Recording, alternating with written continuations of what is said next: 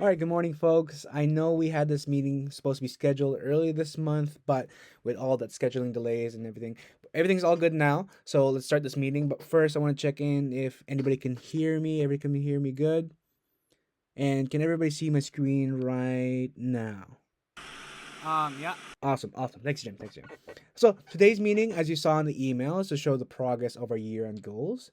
So let's take a few minutes on what we accomplished in Q1.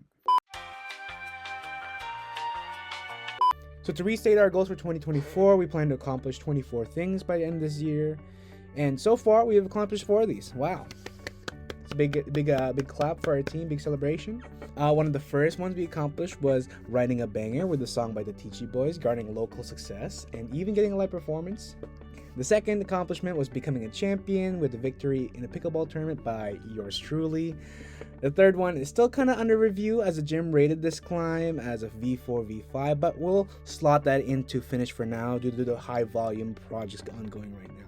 And the fourth one was accomplished only a few days ago to play a volleyball game. Now, if you look at the pace of everything and the stats for the year, it seems like we're only projected to finish at 67%.